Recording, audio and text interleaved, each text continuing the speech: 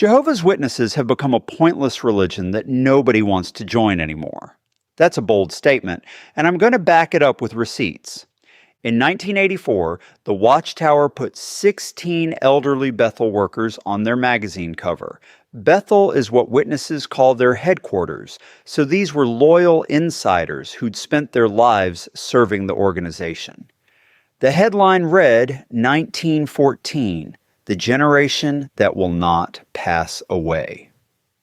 Every single person on that cover is now dead, and in October 2023, the organization did something that would have been unthinkable for most of my life. They deleted the scoreboard that powered the culture of the religion. I spent 40 years inside this organization. I was born in. I pioneered, and that's the term for committing to a set number of preaching hours every month, usually 70 or more. I gave talks at meetings. I believed every word. By the end of this video, you'll see why that one change, and the ones that followed, signaled the beginning of the end of this religion. Let's start with the scoreboard. For 103 years, Jehovah's Witnesses filled out a little slip of paper every month.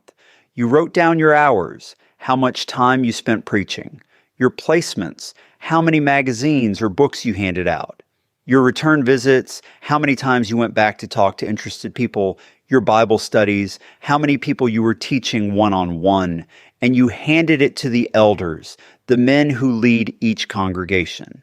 This wasn't just paperwork. This was your spiritual credit score. Think about a witness who never pioneered, but was what we called a high-hour publisher. A publisher is a person who actively engages in the ministry work. She went out and serviced 20 hours a month, not enough to get pioneer status, but enough to stand out amongst the majority who spent 10 hours or less in the ministry. Those hours let her measure her standing with Jehovah. Now think about how she felt in October 2023 when Samuel Hurd, one of the top leaders, stood up at the annual meeting, the organization's biggest yearly event, and announced that regular publishers would no longer report their hours. We are pleased to announce that beginning November the 1st, 2023, congregation publishers will no longer be asked to report the amount of time they spend in the ministry.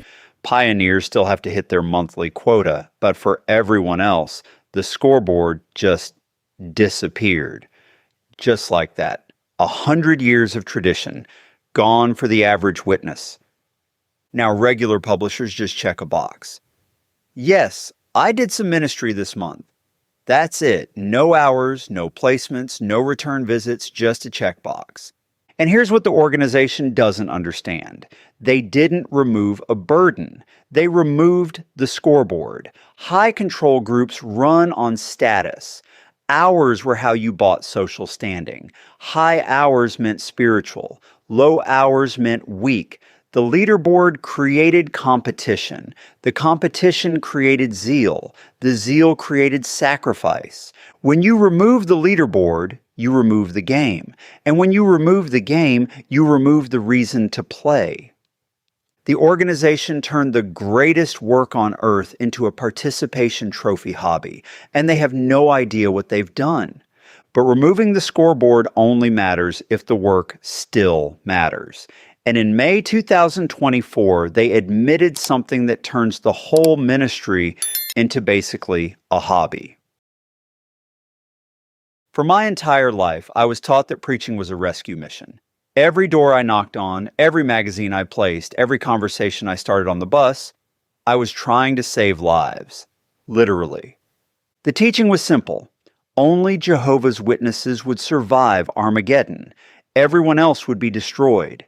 And if I didn't warn them, their blood would be on my hands. That's not metaphorical. We actually believed that. I actually believed that. Think about what that does to a person. You're walking through a shopping mall and you see all these people and you think, they're all going to die unless I do something.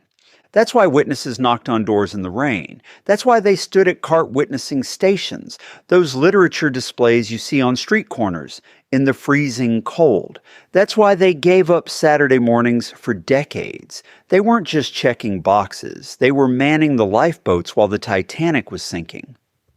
Now look at what the Watchtower published in May 2024, an article called "What Do We Know About Jehovah's Future Judgments?" The article asks, what about people who never hear the message before the Great Tribulation starts? That's witness terminology for the apocalyptic period just before Armageddon, when the world falls apart, governments collapse, and God's final judgment begins. And here's what they said. We must acknowledge that Jehovah has not yet revealed to us what he will do in answer to this question. They don't know.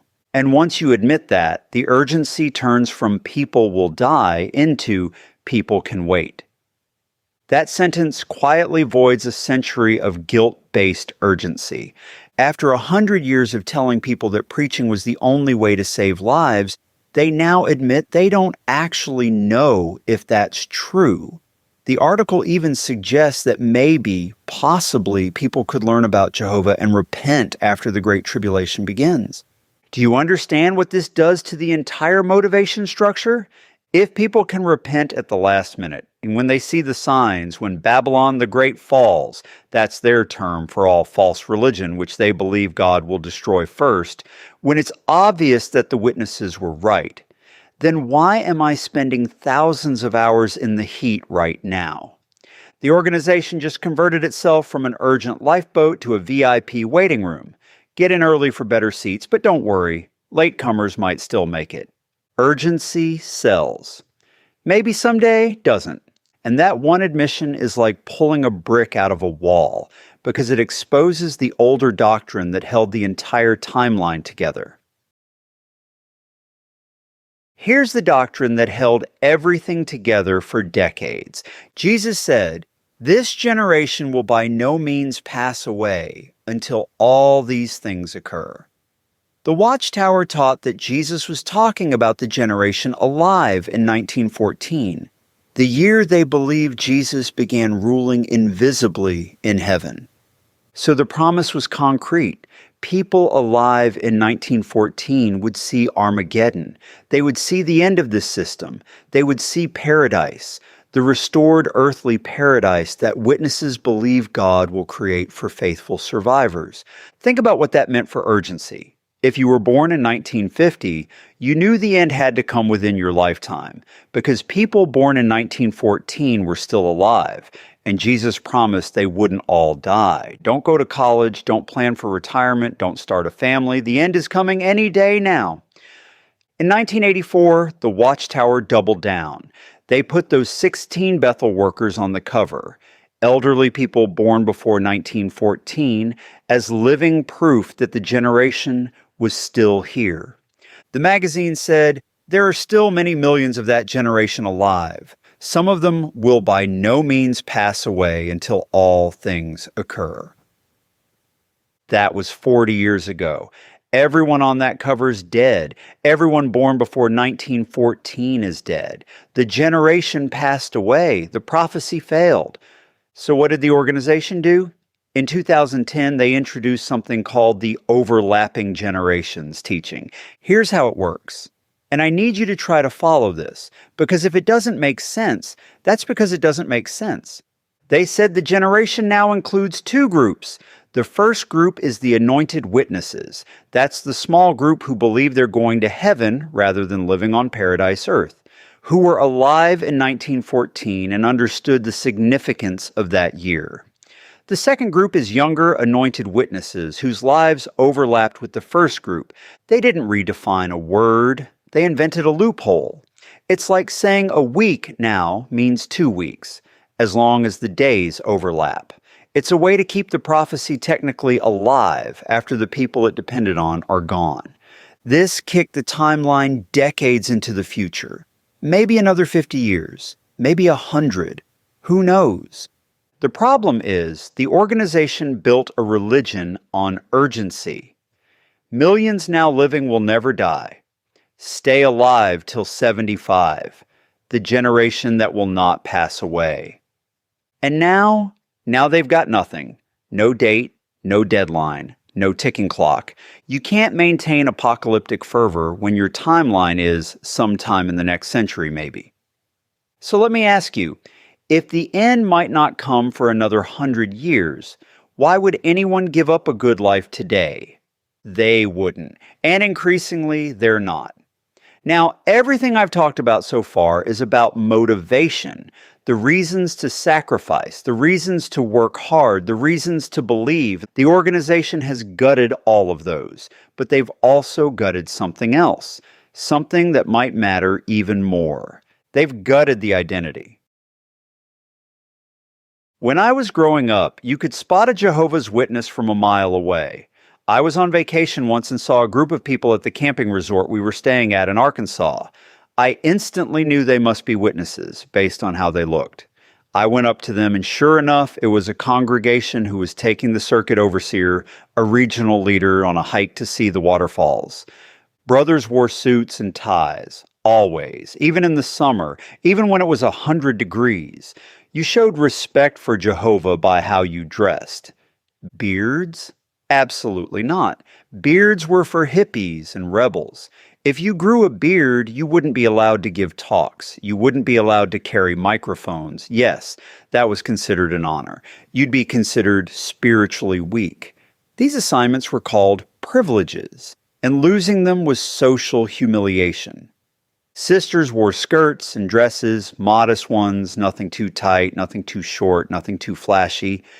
Pants at the Kingdom Hall, that's what witnesses call their churches, were unthinkable. This wasn't just about modesty. This was about identity. When you walked into a Kingdom Hall, you looked different from the world. You were set apart. You were special. Think about a young brother in 1995. He's 18. All his friends at school are growing goatees and wearing casual clothes, but he's clean-shaven, wearing a suit and tie to meetings 3 times a week. He looks like his grandfather. And you know what? He's proud of it. Because looking different means being different. It means he's not like worldly people. That's what witnesses call everyone outside the organization. It means he's one of Jehovah's people. That visual distinction reinforced the psychological distinction. Every time he looked in the mirror before a meeting, he was reminded, I'm separate from this world. Now fast forward to 2024. The governing body, the small group of men who run the entire organization from New York, announced that beards are fine, just a personal choice. Brothers can grow them without any restrictions on privileges. A few months before that, they announced that sisters can wear pants to meetings. And over the years, the dress code has quietly relaxed across the board. No tie required. Business casual is fine. You can look pretty much like you're going to any other church on Sunday morning. These changes seem reasonable, right? They seem progressive. They seem like the organization is finally catching up with the times. But here's what they don't understand. They just removed the uniform. A Jehovah's Witness at the Kingdom Hall now looks like a Methodist, or a Baptist, or a Presbyterian. There's nothing visually distinctive anymore. And when you look like everyone else, you start to feel like everyone else. They removed the uniform.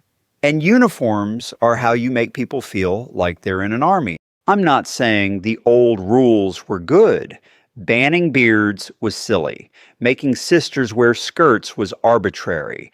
But those rules served a purpose. They created visible markers of separation. They made witnesses feel special. When you remove the markers, you remove the feeling. And that feeling, that sense of being set apart, of being chosen, of being different, that was a huge part of why people stayed. And then in March 2024, they did something that didn't just change a rule. It exposed the whole operating system. For my entire life in the organization, one rule was absolute. You do not speak to disfellowshipped people. Disfellowshipped means formally expelled. It's their term for excommunication. If you break their rules, a committee of elders meets with you privately, decides your fate, and can remove you from the congregation. Not a word, not even a greeting. If you saw a disfellowshipped person at the Kingdom Hall because they were required to attend if they wanted to be reinstated, meaning accepted back into the congregation, you looked right through them, like they didn't exist. I did this too. I'm ashamed to say it, but I did this to people I'd known for years, people I'd grown up with, because that's what we were taught. A simple hello could be the first step toward a friendship, and you couldn't be friends with someone Jehovah had rejected. The Watchtower was explicit about this. They quoted 2 John verse 10, "Do not say a greeting to him." They said this applied to everyone who'd been removed from the congregation, regardless of what they'd done. Think about what that means. A teenager who smoked a cigarette and got disfellowshipped, no greeting.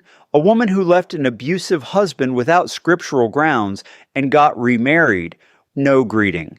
Someone who simply stopped believing and wanted to leave peacefully, no greeting. The same treatment for everyone. Complete social death.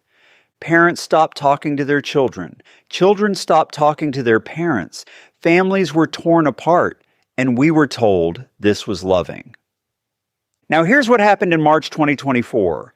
On March 4th, the Oslo District Court in Norway upheld the government's decision to revoke Jehovah's Witnesses' legal registration. The court ruled that the organization's shunning practices, and particularly toward minors, violated Norwegian law. The case is currently being appealed to Norway's Supreme Court. The witnesses lost state funding and legal recognition, and the headlines practically wrote themselves. 11 days later, 11 days, the governing body released an update. Mark Sanderson, sporting a full beard, announced that the organization had re-examined the scriptures. And guess what they found? What if a disfellowshipped person comes to a congregation meeting? Under our current arrangement, we don't say a greeting to individuals who've been removed from the congregation. However, the governing body has decided that publishers can use their Bible-trained conscience to decide whether to give a simple greeting and welcome a disfellowshipped individual who attends a congregation meeting. Hi. You can say hello. After decades of tearing families apart over this, after decades of shattered families and very real tragedy that ex-members keep documenting, now you can say hello. But here's the part that should make your blood boil. They didn't apologize. They didn't acknowledge the damage. They framed it as new light. That's their term for when God supposedly reveals updated understanding to the leaders. Convenient timing, right? But everybody knows what happened. A court ruled against them, and 11 days later, Jehovah suddenly revealed that the old understanding was wrong. That's not divine direction. That's legal strategy. And when witnesses see that, when they watch Mark Sanderson announce these changes with a straight face, something breaks inside them. Because if God's unchanging truth can change based on a court case in Norway, then what else is just policy dressed up as prophecy? The organization also changed their terminology. Disfellowshipped is now removed from the congregation. Judicial committee, the group of elders who interrogate you about your sins, is now just committee of elders. Softer language for the same practices. And they added some protections for minors. Parents must now be present when elders meet with baptized children. All of these changes are improvements. I'm not saying they're bad, but the timing reveals everything. The organization doesn't change because it's wrong. It changes because it's caught. And once you see that, you can't unsee it. The Norway case has moved through multiple court stages, and the legal pressure isn't going away. But Norway isn't the only place where the organization's practices are under scrutiny. Because there's something else, something external, that's creating a reputational ceiling the organization can't break through. When I was a witness, we believed we were the cleanest organization on the planet. We had the truth. That's literally what witnesses call their religion. We had Jehovah's protection. We were morally superior to every church, every religion, every worldly organization. Child abuse? That was a problem in the Catholic Church, not among Jehovah's Witnesses. We were the safest people on earth. Then the Australian Royal Commission happened. In 2015, the Australian government investigated how Jehovah's Witnesses handled child sexual abuse allegations. What they found was devastating. The organization's own records showed allegations against 1,006 members in Australia, over 1,000 accused perpetrators, more than 1,800 victims. And here's the number that matters: 0. 0 of those cases were reported by the organization to police or any secular authority, not one. The commission found that the organization relied on a two-witness rule, a policy requiring 2 witnesses to a sin before the elders could take action. Think about what that means for child abuse. How often is there a second witness to that crime? The commission concluded that the Jehovah's Witness organization is not an organization which responds adequately to child sexual abuse. They said children were not adequately protected. They said the policies were outdated. Now, this isn't about whether individual witnesses are good people. Most of them are. This is about institutional policy and accountability.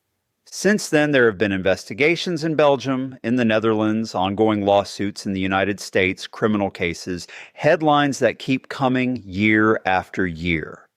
Now, think about this from a recruitment perspective. Imagine a parent who's searching for a religious community. They want something wholesome for their family. They Google Jehovah's Witnesses to learn more. What do they find? Headlines about child abuse, court cases, government investigations, a Royal Commission report that says the organization doesn't adequately protect children. That parent is never joining. No matter how nice the witnesses at the door seem, no matter how beautiful the Paradise brochure looks, the reputational damage is done. You can't sell best life ever while fighting abuse allegations in multiple countries. You can't market yourself as the safest place on earth while government reports say you're not safe for children. This is the ceiling the organization can't break through. Every time they try to grow, this comes up, and they have no answer for it except to deny, deflect, and call critics apostates. But the internet doesn't forget, and parents do their research now. So let me pull all of this together, because I want you to see the full picture of what's happened. When I was growing up, there was an implicit deal you made when you became a Jehovah's Witness. On one side of the equation, you gave up everything. You gave up holidays, you gave up birthdays, you gave up college, you gave up a normal career, you gave up friendships with non-witnesses, you gave up the freedom to question anything, you gave up the freedom to leave without losing everyone you love. And on the other side of the equation, you got something in return. You got certainty. Absolute, unshakable certainty that you had the truth, that you knew what was going to happen, that the end was coming soon in your lifetime, and you would survive to see paradise. You got identity, a visible, distinctive identity that set you apart from the world. You looked different, you acted different, you were different. You were one of Jehovah's people. You got exclusivity. Only witnesses would be saved. Everyone else would be destroyed. That made you special. That made your sacrifice meaningful. And you got community, a tight-knit, high-trust community where everyone believed the same things and followed the same rules, where your friends were assigned to you by congregation boundaries, where everyone knew everyone and you were never alone. That was the deal. Give up everything, and in return, get certainty, identity, exclusivity, and community. It was a brutal deal. But it worked, because people who made those sacrifices felt like they got something in return. But look at what the organization has done. The certainty is gone. The end might not come for another 100 years. People might be saved even if they never hear the message. New Light keeps changing the doctrines. The identity is gone. Witnesses look like everyone else now. Beards are fine. Pants are fine. There's nothing visually distinctive anymore. The exclusivity is damaged. The organization keeps softening the language about who will be saved. Maybe some non-witnesses will make it through.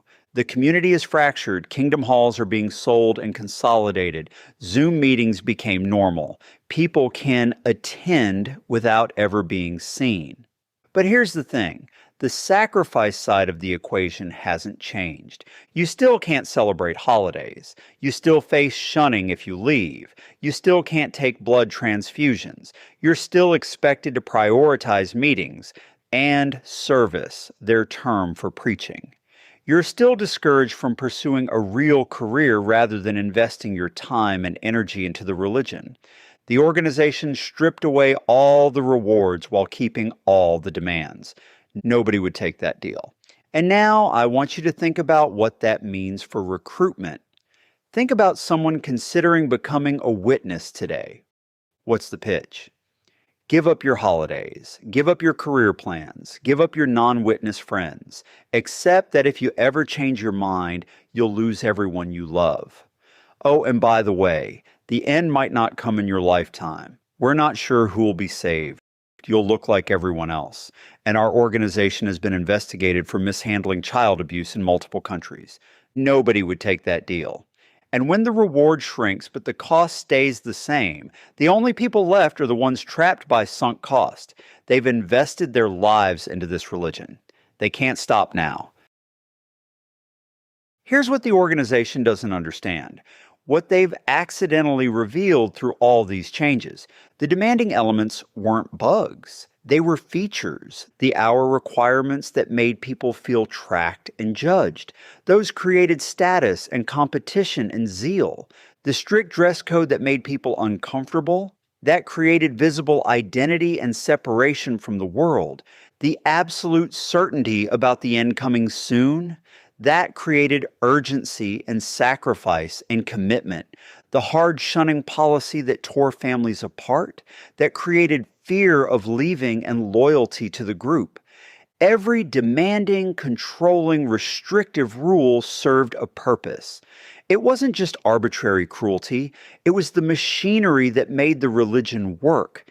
And now the organization is removing that machinery piece by piece, thinking they're making things better, thinking they're becoming more reasonable, more mainstream, more palatable. But they're actually gutting the psychological engine that drove everything.